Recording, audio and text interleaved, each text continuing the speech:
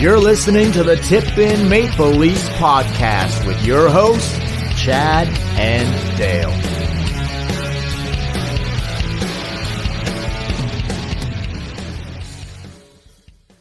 Hey everybody, welcome to the Tip In Maple Leafs podcast, episode number 295. I'm Chad. I'm Dale.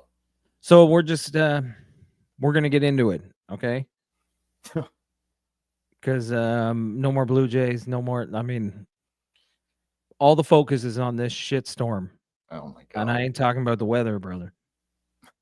I'm more focused on the weather than I am these fucking guys. Look, man, back-to-back losses at home Saturday night and Sunday night against the Boston Bruins and the Carolina Hurricanes.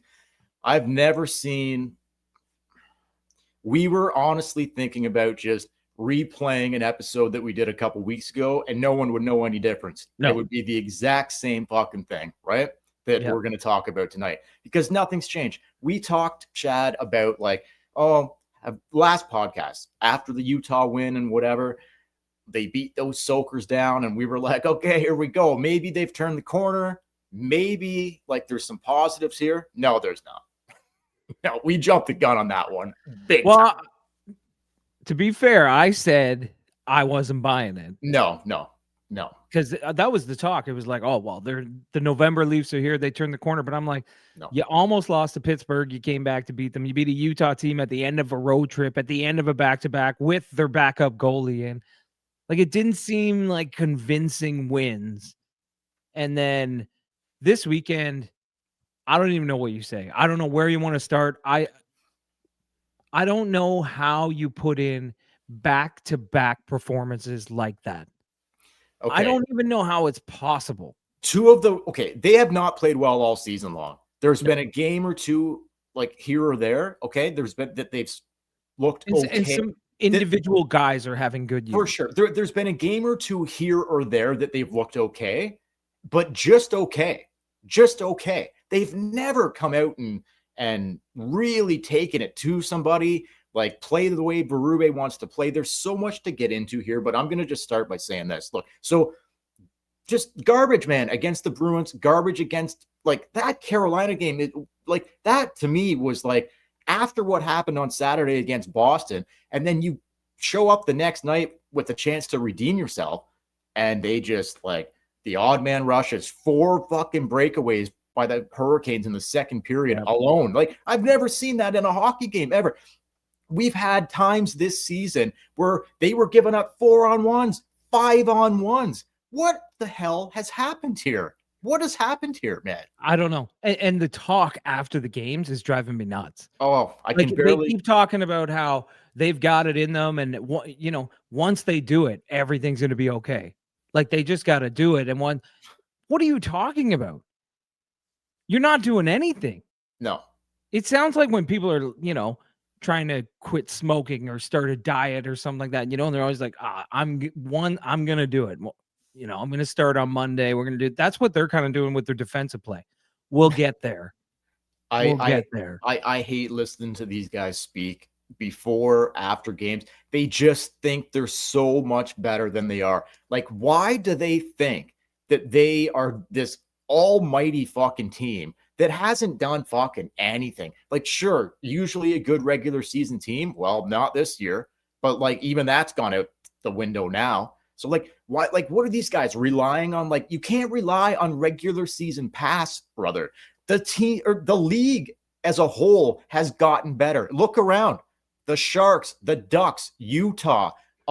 In your own division. I know I just named teams from the West, but Montreal, okay, Ottawa without Kachuk, they're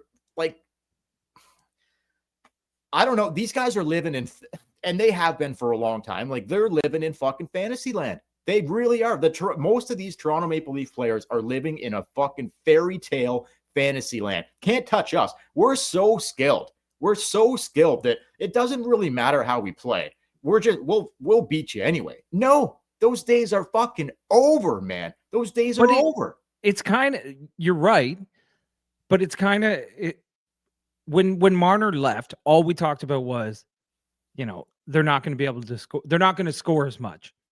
He had 102 points. He was the quarterback of the power play. He set things up. They are leading the Eastern Conference with 59 goals. Okay. They've scored more than any other team in the East. But you know what else? Goals They've against. given up the most goals in the East. I think they're second or third last So, in like, the their league. skill is still there. They can still put the puck in the net, but these guys do not want to do anything defensively. No. And defense and goaltending has been garbage. Like, I don't think they're putting like, I know the goals for are high, but I don't think they're putting the puck in the net in a convincing manner. I really don't. But they're scoring. Yes, that's and fair. If you're getting 3 to 5 goals a game, you shouldn't have, what do they have now? 8 wins? You should have more than that as 16 games. Like, okay, in seasons past, like we both know, everybody knows, they've outscored their mistakes. Well, that's not happening now. It's not happening. Their mistakes, even though they're putting up 5 goals, their mistakes are leading to 6 goals, 7 goals. Exactly. They're not getting the goaltending. Their defense is the worst I've seen it in.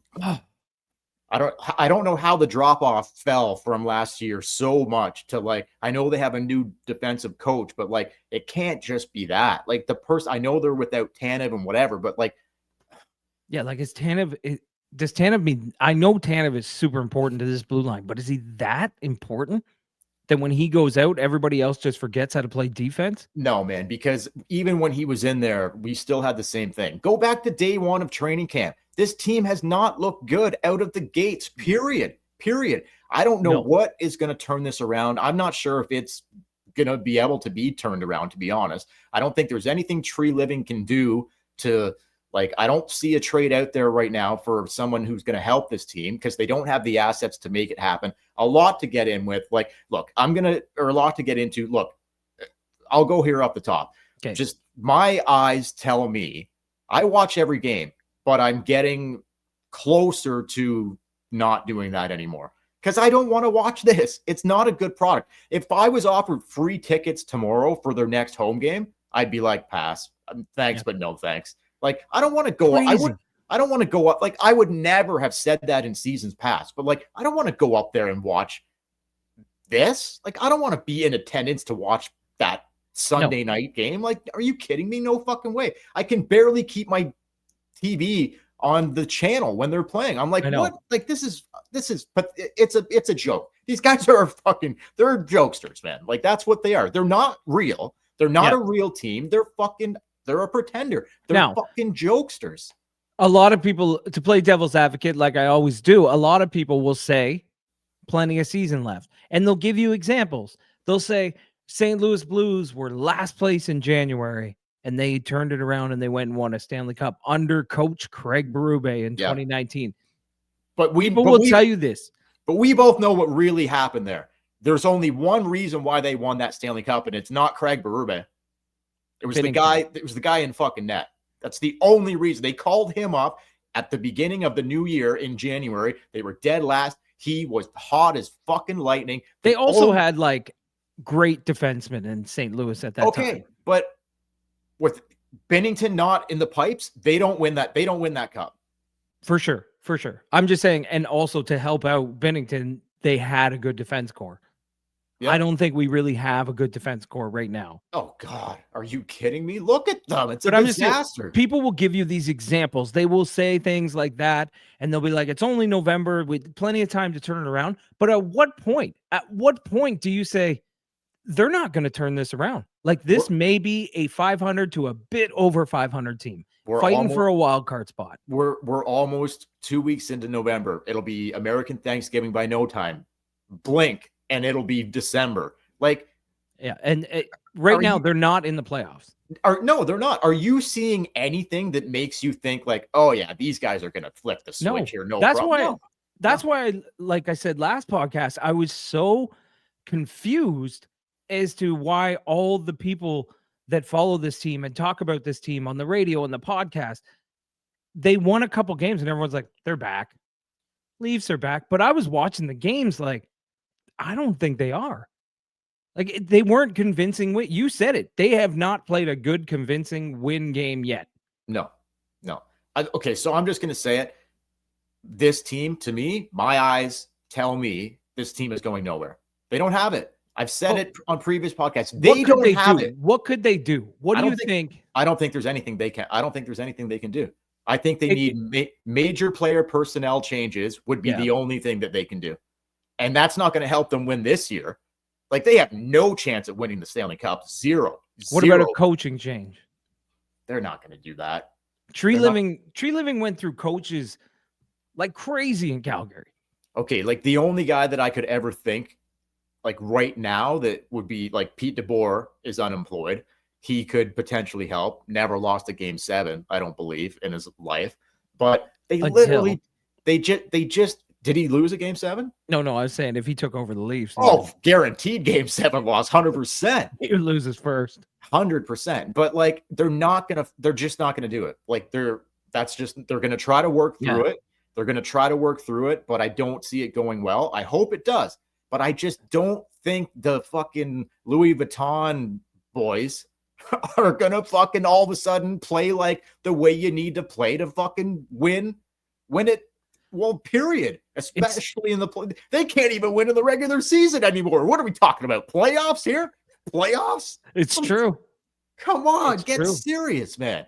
Like, and look, Berube looks like he's gonna fuck him every game. Looks like he's gonna blow a gasket on the bench. He can't believe he can't believe. I can't believe he's out of answers. Oh, he doesn't know. He looks perplexed in his like press conferences. He's saying the same things. Like, you got to skate, you got to be on the body, you got to play hard. None of that. But he's lost. But it truly is, Chad. It's square peg, round hole. That's what we're looking at here. Berube wants a certain style and a certain way that I believe is the right way to fucking win in the playoffs and when it counts. These guys, not interested. You don't want to do it. You see him on the bench going like how many? It's a game nightly basis. Yeah. He's like, guys, like. He's what the like? Oh, he's walking up and down the bench, losing his shit. That Carolina game, not listening to him at all, not paying attention whatsoever. No. That second period in the Carolina game, like I don't know what the shot. It felt like they didn't even touch the puck for the majority of that game. I don't think they did. They had one shot on net. He's blowing a gasket. He's got to be saying things in intermission, and it's like, I don't know. It's just not getting like, are they too good to play for the coach? They're pussies. That's what they are. They're pussies. Is it that, or is it like we don't need, like you said, we don't need to do that. They think they don't need to, but that's that's like, how have they not learned by now that is exactly what you need to fucking do? Exactly because, what you need like to you do. said, in their head, they were 110-point season playing a different style. We got this, no problem. It'll come around. We always do. Well, yeah, it always does until it doesn't anymore. Yeah, what if it doesn't? What if it does? Because I tell you something, it does. They could win. They could win tomorrow night. They could win Thursday night. They could win Saturday night. But wouldn't count on it. It's still. I have yet to see them come out, and I want to see a game where Berube is patting them on the back and then has a press conference being like, "That's what I'm looking for. That's what I want to see." One game's not going to do it, though. It's just not. Like I need more. Start. Yeah, it would be a start, but I need more of a sample size than that. Like they've got to string some things together here that like 1 or 2 games or even the rest of this week or whatever. Like I don't like their habits. I can't see these guys winning a game anytime in the near future. No, like I'm sorry, the way they're playing, it's like. And here's the thing, like Boston and Carolina. They beat you in your own barn on Saturday and Sunday night. You don't even get a point. You can't even push it to fucking overtime. Outshot dramatically in the Carolina game. I think the final shots were like 42-20 or something like that. They had one shot in the second period. I think it was the goal by Matthews. They had 2 shots in the third period against Carolina. Like, this is just beyond, like, this team just all of a sudden, like, it just looks like a total collapse to me. It looks like a total collapse. I don't know how or if they are going to be able to get out of this. Well, there is one way out. Like, I look at this team on paper and I kind of like it. There are some things I don't like. Like, I don't like Max Domi playing center, and obviously I'd like to have Tanev in the lineup, but the Michelli thing, no. I don't. Yeah. It's not working. So yeah, but those are some things that can be changed. You could make changes on those pieces, but I don't know. I look at it and I'm like, this could be a decent team, but then I watch it and I'm like, it doesn't even look like a team. It just looks like a No. bunch of guys out there. You have a End of top line just trying to get points. Yep. You have a second line where Tavares is doing everything he can to carry it. Yep. JT's been decent for sure. Yeah. 100%. Willie's And been then you have decent. like a terrible third and fourth line. Oh, And then a defense that forgot how to play hockey, can't even clear the puck out of their own zone. no, like And your goaltending's been shaky. Yeah, like everything, everything. Like it's Ever crazy. since Stolar's called them out, he's been mediocre. Oh yeah, at best. Okay, I'm gonna run through a bunch of shit quickly. Yeah, are you gonna? Yes, let me do the DraftKings read, okay, and then we're gonna. Yeah. So stick around, folks. We got way more to come. Yep. So listen, folks, hockey's back, and this season, the DraftKings Sportsbook, the official sports betting partner of the NHL, brings you all the speed, skill, and nonstop action that you love.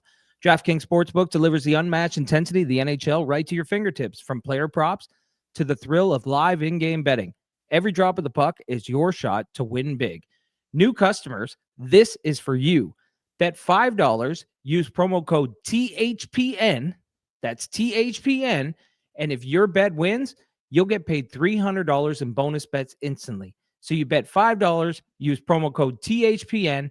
And if you win, you get $300 in bonus bets instantly.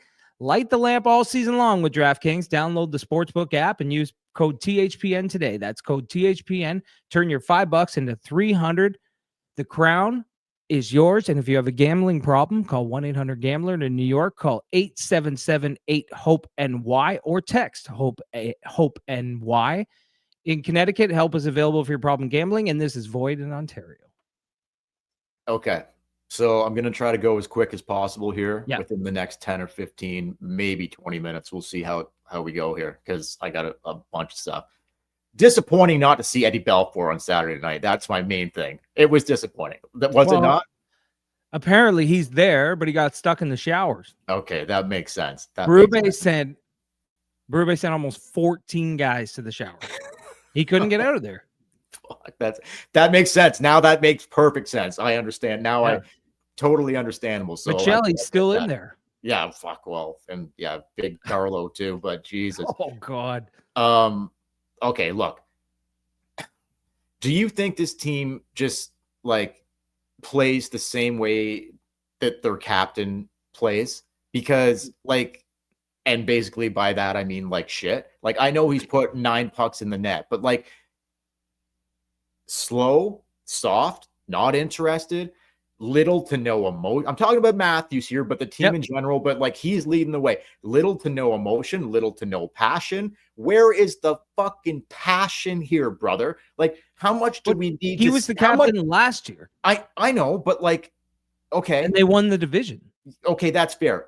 He played like, okay, so you're right. So like, I'm not putting it all on him, but like, he played like shit last year. I don't think he's playing slightly better, but not nearly where he needs to be. If you look around at other captains in the league, he's putting goals in, but he's not engaged in the game. Like, I just don't know how much more of this shit we need to see. Like he to me, and I'm not like, I've got a few guys here, but he to me does not seem like the type of guy that is going to lead a group of dudes to the promised land. It just doesn't. Like every time I hear him speak, I just want to turn the fucking TV, put it on mute. I don't want to hear you talk because nothing that comes out of his mouth is captain material fucking anything. Call yourself out. Say, I have not been good enough. It's not acceptable the way we're playing. Like, just give me a fucking quote that the fans and the media can like take something out of other than, well, we're, playing hard, like bounces. JT had the captain quote after the last game, calling the team immature. Okay, one great quote in fucking 7 years, JT. Good for you. Pat on the back. But I mean, that's the closest you're going to get from this group. Why is that? Why? I don't know. Why can't someone just stand up and say, we are fucking brutal? We are brutal. I think you know what it is, man?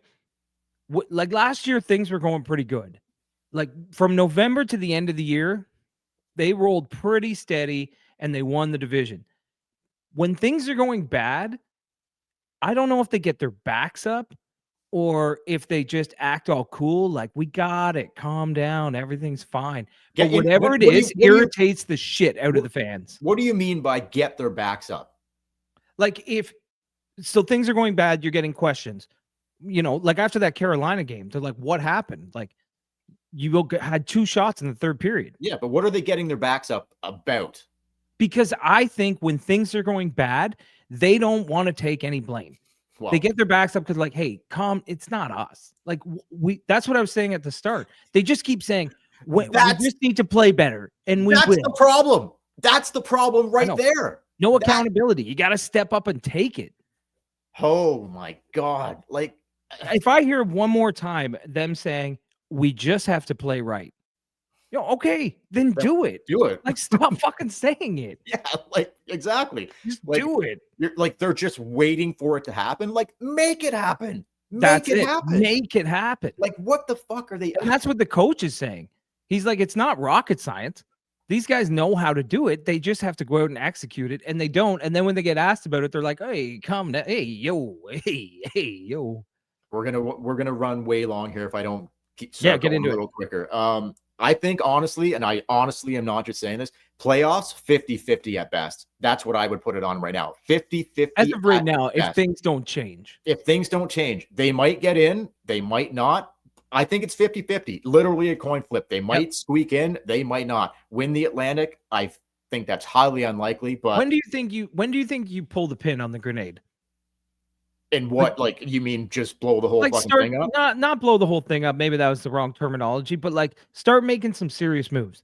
Like, maybe you put Max Domi on waivers, or you just start, like, trading actual pieces, like, you start to really change this team around. They're Because not gonna do if it. they're not gonna walk away from the coach, They're not gonna do it. They won't do it. you don't think there's any point in this season where they just say, "Okay, No. we gotta do something serious." No. Luckily, they're I don't even want to get into the trades for Carlo and fucking Lawton. Like, I don't even want to get into that tonight because my head's gonna pop off my body if I do. But at least They're that protected. top 5 protected. So you just watch that end up being like a nice 8th overall pick or some shit like that, right? Like, that's so fucking Leafs, right? Like, it'll be a high-end guy like a Seth Jarvis or some shit that should have been a Leaf. Thanks, Dubas, for that one. Wow. Well, thanks, Lou, actually. Thanks, I guess. Lou, for the Marlowe contract. But, And then thank Dubas. I don't know. Like, I think they're going to ride it out and they're going to hope that they can figure it out. I don't see them making anything drastically change-wise this season. They missed the playoffs. That is going to be a whole other fucking scenario, but we'll see what happens. Long way to go here, but just it's not looking good. It doesn't look, I don't see it. Like, my intuition tells me this isn't going to get a whole lot better. They just look so disoriented and confused and like not able to do what the coach wants them to do. It just, I don't see it, Chad. I don't see it. And not only that, like you're right. They won't do what it's so crazy. It's like they're not doing what the coach is telling them to do. And then beyond that, you have areas that are playing so poor. Like, your forwards aren't helping out defensively. Your defense is shit, and your goaltending's not great. So it's like everything's just gone bad. Yeah, everything. Not one. You got to make a change. I don't know. Like, I know Berube just got here, but okay, I'm going to go to the coach here in a second. Okay, so I stayed up to watch the Oilers. The Oilers played a back-to-back like the Leafs did on Saturday and Sunday. The Oilers played a back-to-back on Saturday and Sunday, and they got their fucking doors blown. Sorry, not the Oilers. Colorado is who I'm talking about. Colorado played a back-to-back on Saturday and Sunday. They were in Canada. They were in Edmonton on Saturday night, and then they were in Vancouver on Sunday night. They beat the fuck. They went into Edmonton and beat the piss out of them. 9-1, not even fucking close. I think McKinnon had like a 6-point night and then a 4-point night the next night in fucking Vancouver. That guy is a captain. He's a fucking leader. I know you can look around the league and be like, okay, there's not many guys like that. There's just not. Like, I mean, there's a lot of teams that don't have a captain like Nate McKinnon. Of course. But like, I'm telling you right now, like, I'm putting money tomorrow on Colorado Avalanche winning the Stanley Cup. That team looks fucking dynamite. Not just because of the 9-1 win over Edmonton, They just look absolutely complete, bought in, goaltending incredible. Every man is like you watched. I don't know if you caught either one. I watched the Edmonton game, and you're right. Edmonton couldn't breathe on the ice. They're all over them. Chad, Colorado, every shift, first line, second line, third line, fourth line, doesn't matter. They all play hard every fucking shift. Even when they got up 5-1, 6-1, they still kept coming at them in waves. Yep. I didn't see the Vancouver game, but I'm assuming that's just they just kept it going. It was like they didn't play as good as they did against Edmonton, but like they still won. And they still played hard because that's just what they do.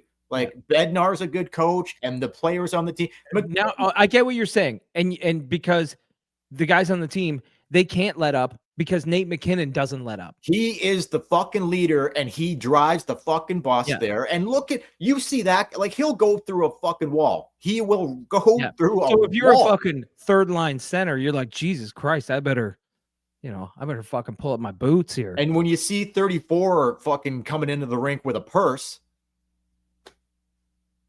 and floating on the ice. Well, I mean, nothing against purses. Like, I don't own any personally, but like, if I was going to play a professional hockey game, I'd probably leave the fucking purse at home and just focus on fucking winning a hockey game. But maybe that's the thing. Maybe they need to bring back the suits. What do I know? I don't know. Whatever. It just the mentality, just to me, the leader, the supposed leader, the captain of this hockey team, his mind is not where it fucking needs to be. It's not even close. Like, I don't know what he does when he goes home or what he does at night or any of this shit outside of the rink. And I don't care. It's got nothing, like, I don't give a fuck what he does in his own personal time. But when you show up to play for your fucking team and your job that you're paid very well to do, you might want to like try to step it up a little bit more, Austin. Lead the way. Get us out of this. Try to find a way. You're the best player on the fucking team. Yeah. Like, lay someone out. Oh, fuck. Like, do something that's outside your comfort zone.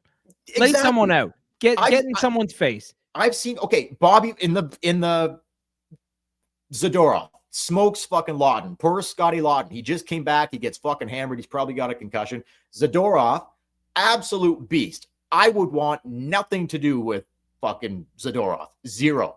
At least McMahon was like, all right, let's do it. But why does it have to be him? He was just right there. He was just right there. If Austin, if it would have been that line on the ice, if Austin's line would have been out there, nice. It would have been nice. Willie and Austin would have went to the dressing room to check their fucking purses just to see. They ain't having anything to do with that. Not a chance. Zero.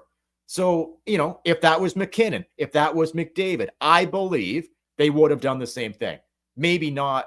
Well, I don't know. Maybe I'm wrong. I don't know. But like, you think they would have got in there? They would have got in there. Like the leadership, there's something, what I'm trying to say is there's something very wrong with our leadership. And there has been for years. You know that as well as I do. There is something seriously wrong with the leadership on this team. You can't deny it. You cannot deny it. I'm not denying it. They are totally skilled. And like, I think Nylander, he's a leader on this team. I think he's having an incredible year, but you're right. They're never going to step outside their comfort zone and do something different. They're never going to take it to that next level, put their body on the line to win, especially a regular season game. Every game counts, bud. Every game counts. Like, it's not like you can't sleep on a Tuesday against anybody anymore. The league's not like that. Every team is good. No, I'm not saying you. Like, I'm just saying. I'm saying I know that, but they don't. Like, I think they honestly believe they can just get by. Like, I don't think they realize, like you said earlier, how good the division's gotten with the league in so general, much parity right now. Dude, it doesn't matter who rolls in. Seattle can roll in. Like, pick a team. It doesn't matter. Every team is fucking good. Yeah. Like, there's no really bad. Any team can beat you if you're not on your fucking game. And if you're playing good teams, like Boston's not a great team, and they fucking controlled that game for fun. Fucking fun. They controlled that game on Saturday night. Anyway, Berube. Okay. A little bit on Berube here. Like, Bad coach? I don't think so, personally. I just think Wrong coach? 100% yes. Like Keith has got the, Keith. not that I want, not Sheldon Keefe, sorry, Keith. Not that I want Keith back. Like I was calling for Keith to be out of here before they ended up getting him fucking out of here. But Babcock, Keefe, Berube, bring in Pete DeBoer. It doesn't matter, Chad. Bring in Quenneville. Quenneville's got the Ducks fucking humming. You think if they would have went with Quenneville that he would like be able to get through to these guys? The answer is probably no. Well, the answer do you think maybe Berube is a little bit of an overrated coach? Like you said, he won the cup, and you said they were dead last in January, and the only reason they won that cup is because Binnington came up, got hot, and they turned it around. Now, I know after that, he had some good seasons in St. Louis, but then the wheels fell off and he got fired. He's okay, but he's got presence. Like, how could you not pay attention to that guy? Like, do you know what I mean? Like, how could you not at least be willing to be like, okay, he's got a ton of presence. I like what he's saying. I think he's right. I'm gonna try that. Do you know what I mean? Like, yep. They're not. Yeah, I'm not saying that's what I believe. I'm just spitballing ideas here for the podcast. I think he's too much of a fucking he's old school. He's the wrong coach. Oh, like they don't respond to that. But I don't think there is a right coach out there. Like Sheldon Keefe would be as close to what they would these softies would like. And they had incredible regular seasons under Sheldon Keefe. Yeah. Great. So if that's what you're happy with and that's what you want, not you, but if that's what they're happy with and that's what they want, well, good. You peaked, boys. Game 7 of the second round, which wasn't even with Keith. It was with the new fucking coach. He got you farther than you've ever fucking been with this fucking group of guys. I don't think Berube's going anywhere. No, I don't think so. Not at all. Like, but if you're content with it, or if they're content with game 7 of the second round, that's great. Well, fuck, great. Then what are we doing? What the fuck are we even doing here? Yeah. But what does this team do well? Name me one thing that this team does well as a team. I mean, you could say score goals because they're first in the East in goals scored. But like you said, they're not pretty goals. No, they're not. No. They have a terrible power play. They're awful defensively. Okay, so go. They don't do a lot well.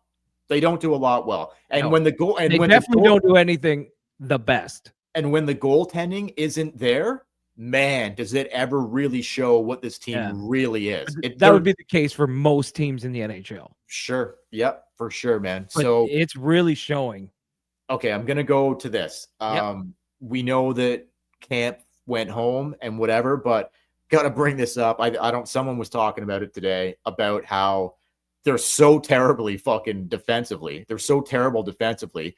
Camp is probably or was one of their best, if not their best, defensive forward. And that guy's sitting out his ass on the couch at home. Can't get a sniff in this fucking lineup. He's probably one of their, if not, like I said, their best defensive forward. Can't get a look. He was one of their best. Well, Berube won't even give it a fucking look. Because he wasn't good last year. He wasn't good defensively. He wasn't good offensively. He couldn't win faceoffs anymore. Wasn't good penalty killer. Like he really any worse? Could he be any worse than what you were seeing here? Like he might. I don't know what could be worse than. No, like he's not the answer. But like, is it not just like one of their better defensive, if not best defensive forward, is sitting at home on the fucking couch where he could be here helping? Like David Kamp's going to play 8 minutes a night. The hell's that going to do? No, I know. I don't know. You said it. You already said it. The leadership has to do something. The leadership in this team has to fucking pull the ball out of their purse and get it going. They don't have any leadership. Well, they have leadership, but it's not doing anything. Like there are guys assigned to be the leaders, but they're just not leading. They're not leaders. Morgan Riley's not a fucking leader. Look at him. Austin Matthews, he's not a fucking leader. Look at him. Like JT's the best that they have, and I don't even love his leadership either. So sorry. This team's going nowhere. Like they're dead in the fucking water. I'm not in tank mode yet. Let's wait till at least January or February before we go into tank mode. But man, there is a guy at the top, this McKenna dude, who like I wouldn't mind like bringing in a piece like that and just like maybe we start this rebuild sooner because fresh. Well, you know what? It wouldn't be the worst idea because I don't think these guys get it done. I don't think they ever get it done. Like, are we okay? Will we come on here and continue to do this until Matthews' contract runs out and they either trade him or whatever? Like another couple of years for sure. See this whole thing out. But this is going to go down is one of the most epic fucking failures ever. They had it, man. When Austin came in and Willie and Mitch and like they brought in JT and like things were looking like, oh my God, they're going to finally fucking put a team on the ice that is going to fucking be able to compete year after year for the cup. And they have, I've never seen failure like this ever. Just epic fucking failure by a fucking like, it's so frustrating because the potential was there. And now I just see it all going to shit. Like it's just all gone to fucking shit. Like there's no, they might turn this around and whatever. Great. If they're back in game, if they do, okay, sorry. No, like just quickly, if they're back in game 7 again in the first round or second round against the Florida Panthers, they're losing. That's what I was just going to say. Even if they do turn this around, do you see them winning the Stanley Cup? Like that's the whole point of playing the games. No chance to win a Stanley Cup. No chance. I can see Nylander and Matthews getting a cup in their career, but it won't be here. It'll be like Phil Kessel when he went to Pittsburgh. That's when those guys will win their Stanley Cup.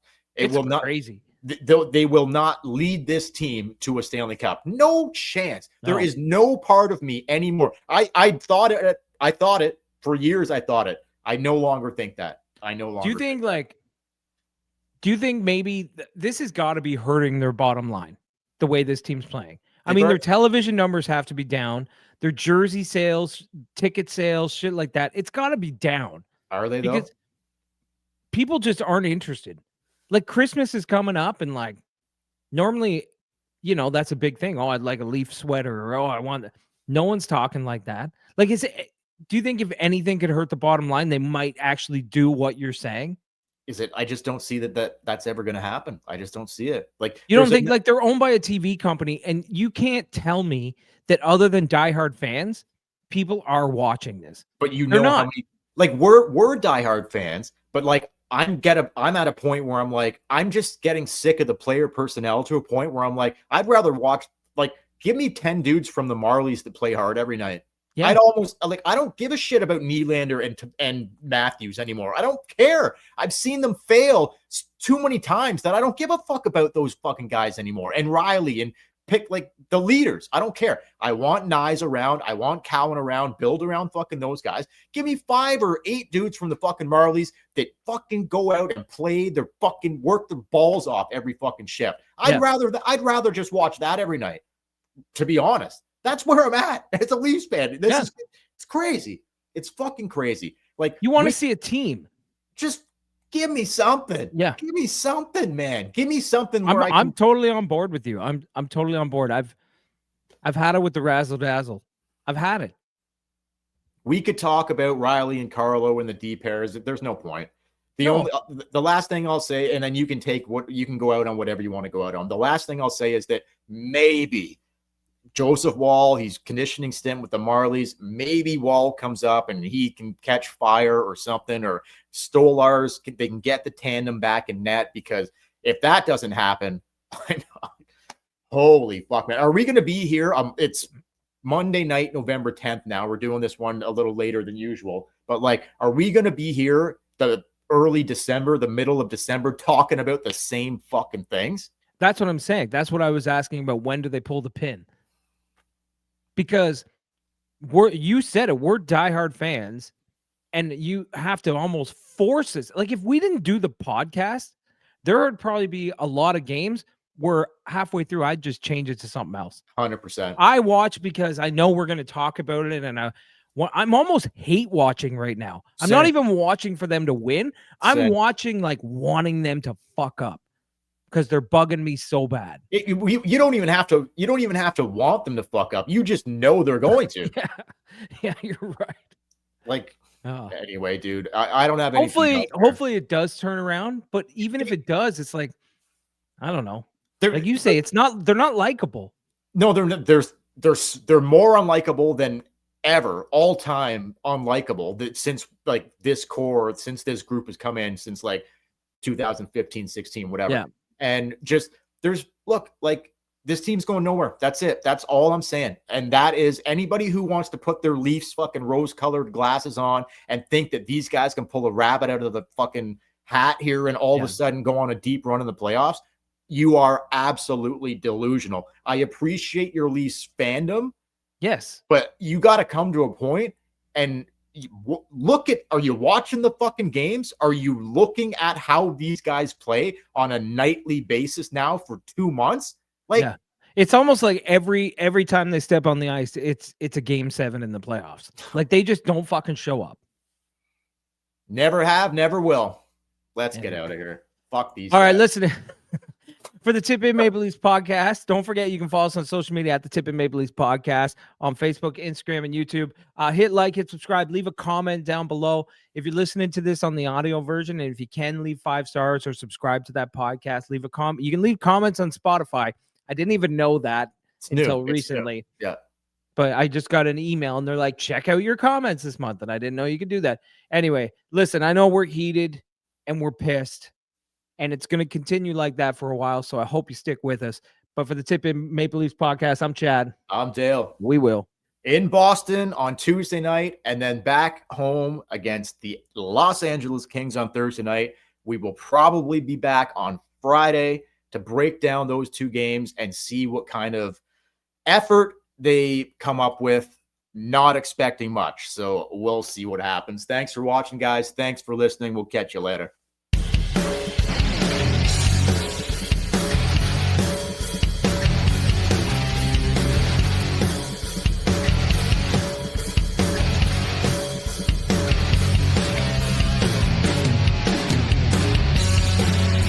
You're listening to the Tip In Maple Leafs podcast with your hosts, Chad and Dale.